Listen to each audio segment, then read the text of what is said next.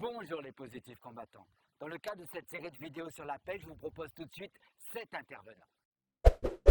Bonjour à tous, moi c'est donc Flora et j'avais envie aujourd'hui de vous partager mon expérience.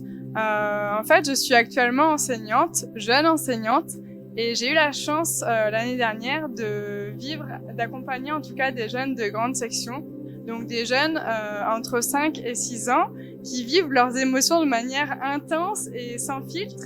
Et honnêtement, ça m'a pas mal questionnée parce que je me suis rendu compte que dans ma posture, c'était plus facile pour moi d'accompagner les jeunes qui vivaient des émotions agréables telles que la joie. Et quand les jeunes avaient de la colère, de la tristesse à répétition, mais je savais pas trop bien comment me positionner, quoi.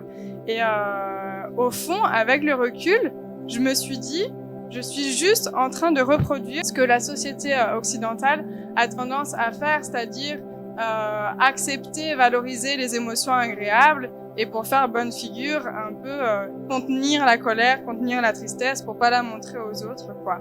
Et au fond, je me suis dit, j'ai pas envie de partager ces valeurs-là aux jeunes. J'ai vraiment à cœur de les accompagner à vivre leurs émotions, qu'elles soient agréables et désagréables.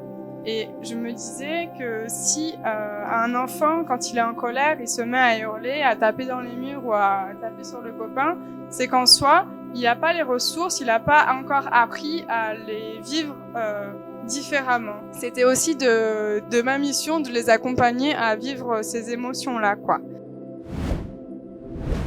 Pour moi, c'était facile de conceptualiser le fait qu'on soit tous différents, mais en termes d'émotions, j'avais du mal à appliquer ça et je me suis dit, mais c'est vrai, en fait, les émotions, on les vit tous de manière différente. On peut être plus sensible que d'autres et on peut ne pas avoir tous les outils pour vivre ces émotions-là de la même façon, ni même le même passé familial. Il y a beaucoup de facteurs qui jouent et c'était important pour moi de réfléchir à ça.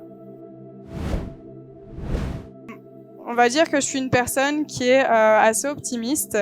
Et il y a 3-4 ans de ça, j'étais une optimiste bornée, on va dire, dans le sens où je voulais accumuler un maximum d'expériences positives, agréables, quitte à refouler complètement la colère, la tristesse, la peur. Et finalement, sur le long terme, c'est pas sain pour la santé de toujours intérioriser ça. Et j'ai compris l'importance de vivre mes émotions grâce à mon ami justement qui m'a fait découvrir la pleine conscience. J'ai compris que les émotions, elles sont juste universelles et on vit tous de la colère, on vit tous de la tristesse, de la peur et de la joie et c'est pas malsain de les vivre et de les exprimer, quoi. J'ai appris que finalement une émotion agréable, elle traduisait un besoin satisfait et une émotion désagréable un besoin insatisfait. Et de là, j'ai appris aussi à aller comprendre justement si une colère, une tristesse, qu'est-ce qu'elle cherchait à me dire, quel besoin j'avais pas nourri, quoi. Et à partir de ça, j'ai réfléchi à comment transposer ça pour les jeunes. C'était important pour moi en classe, mais je sais qu'ici il y a des parents aussi, et c'est valable aussi pour tout le monde en réalité, d'offrir un espace de parole pour apprendre justement à mettre des mots sur ses émotions, à aller voir finalement quand on est en colère, quand on est triste, qu'est-ce qui se passe à l'intérieur de nous, comment on peut apprendre de notre corps à identifier l'émotion qui émane de ça. Seb aussi parlait tout à l'heure de la communication bienveillante qui permet justement d'aller voir au fond de cette émotion quels besoins on a et quelles solutions on a à notre portée, comment on peut faire pour essayer d'y répondre, quoi, quelque part.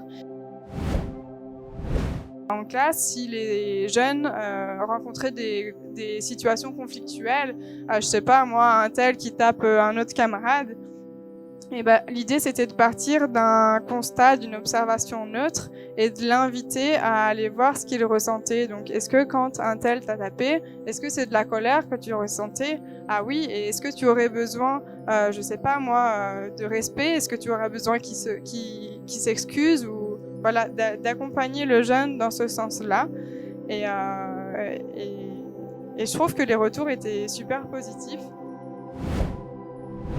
Là, on avait aussi créé et réfléchi avec les jeunes à une roue des solutions, justement, où quand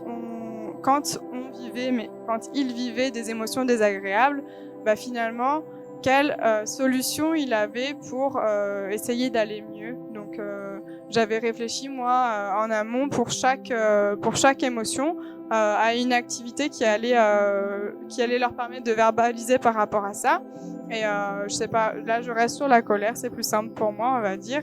J'avais un livre que je leur avais présenté, c'était La grosse colère, et de les inviter à identifier ça en eux. Enfin, d'abord de leur demander est-ce que eux, ils ont déjà vécu de la colère et comment ça se manifestait dans leur corps. Et quand ils étaient en colère, finalement, de quoi ils avaient besoin, quelles solutions ils avaient pour essayer d'aller mieux. Et de là, on a réfléchi ensemble à justement la respiration, demander aux copains de s'excuser, dessiner sa colère. Enfin, il y a multiples. Les enfants, ils sont pleins de ressources, ils ont toujours plein d'idées, donc c'est vraiment génial. Et de là, je suis partie de ce qu'ils me disaient. Ils étaient en grande section, donc ils savaient pas lire. J'ai été chercher des pictogrammes et on a créé une roue. J'aurais dû en apporter une, mais par manque de temps, j'avoue que je l'ai pas fait. Et en fait, il y avait une roue qui était découpée et sur chaque morceau de roue, il y avait une des solutions. Et en cas de situation conflictuelle, l'enfant avait sa roue et il cherchait justement une solution pour aller mieux. Et j'ai trouvé ça génial parce que moi-même, ça m'arrivait d'être en colère quand, je sais pas, si par exemple mon besoin de respect n'était pas respecté pour le coup, s'il y avait trop de bruit et c'était pas ok pour moi, des fois j'arrivais pas forcément à contenir et j'avais toujours au moins un ou deux enfants qui venaient m'apporter sa roue des solutions en me disant « Maîtresse, est-ce que c'est de la colère que tu ressens? Choisis une solution !» Et je trouvais ça juste génial parce que du coup, ça montre bien qu'ils ont vraiment intégré l'outil et je trouvais ça vraiment chouette, quoi. Et j'avais un autre outil que j'avais envie de vous partager ce soir. Ça s'appelle l'agenda coopératif. C'est l'OCCE, donc une coopérative scolaire qui réfléchit à des outils. Et là, pour le coup, c'était autour de la collaboration. Et en gros, l'idée, c'est un agenda. Et chaque jour, il y a une ou plusieurs activités qui sont proposées. Ça peut être, par exemple, la fleur des rendez-vous, où les enfants se baladent dans la classe et un signal, je sais pas si je prends des maracas pour faire le signal, ils s'arrêtent et la première personne qu'ils rencontrent, ils se donnent un rendez-vous et au cours de la semaine, ils prennent un temps pour vivre une activité ensemble. Donc ça crée vraiment du lien, de s'accompagner, de vivre des choses ensemble, quoi. T'avais ça, t'avais je sais pas, par exemple, offrir un compliment à son voisin. Et en fait, ça a créé vraiment comme une cohésion au sein du groupe, une connexion entre chacun des enfants. Où, par exemple, j'avais un petit au début d'année, il voulait à peine rentrer dans la classe. Il avait des suspicions de troubles autistiques. Et au fur et à mesure de ces activités-là, il a appris. Il y avait une activité justement, c'était de construire un cadeau et de l'offrir aux autres. Donc ça travaille le donner et le recevoir. C'est pas toujours facile à faire c'est pas facile pour tout le monde, on va dire, quoi. Et lui, donc je mettais tous les étiquettes prénoms dans un chapeau et chacun piochait un prénom pour aller créer puis offrir un cadeau à son prochain, quoi, à son camarade. Et cet enfant-là, à partir du moment où on avait son étiquette prénom, il commençait à hurler, à tout envoyer valser dans la classe.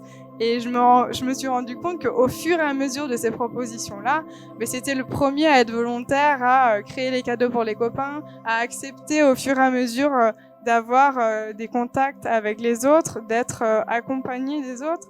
Enfin, tout ça pour vous dire que finalement, avec pas grand-chose, on peut vite semer plein de graines chez les jeunes. Et c'était pas rare d'avoir un enfant qui me disait, si par exemple il y avait je sais pas comment dire ça, une crise émotionnelle d'un jeune, c'était pas rare qu'il y en ait un qui lève le doigt en me disant maîtresse, là j'ai une solution, toi tu continues le cours, moi je vais accompagner, je sais pas, là je pense à cet enfant justement qui avait des troubles autistiques, je vais l'appeler Corentin, on va dire, maîtresse, je vais accompagner Corentin pour aller mieux. Et je l'entendais de loin en train de lui dire, tu vas y arriver, souffle, respire, prends le temps.